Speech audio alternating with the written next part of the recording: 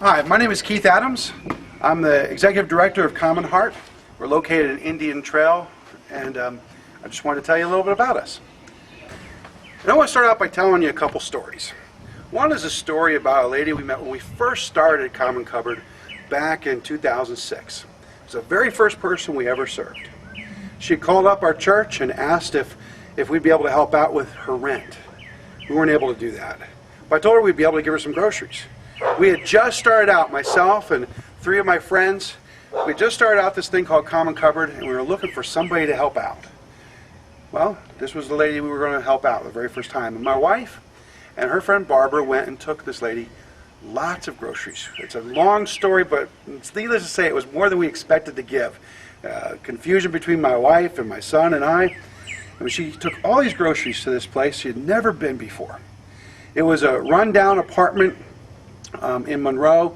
She knocked on the door with her friend, and eventually someone came to the door and said, "Who is it? What do you want?"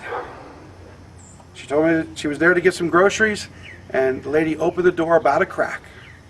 And she said, "Okay, I'll take your groceries." And they pushed each of these bags straight through that crack in the door.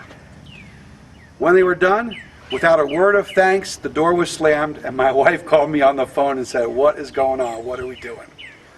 The reason I tell you that story is that when we first started Common Cupboard, we started with the desire to show God's love in very practical ways, believing with all our heart that if a person experiences God's love, they will be drawn toward Him.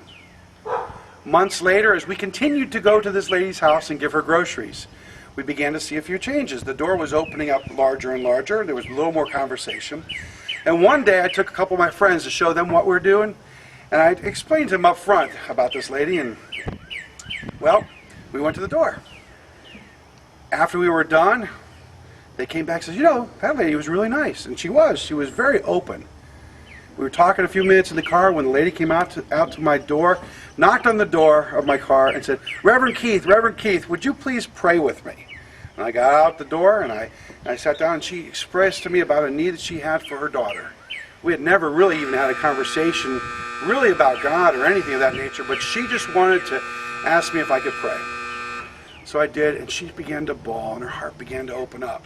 And the months that went on after that, began to see dreams wake up within her. She would tell me stories of her meeting people and this chance situations that was drawing her closer and closer to the Lord.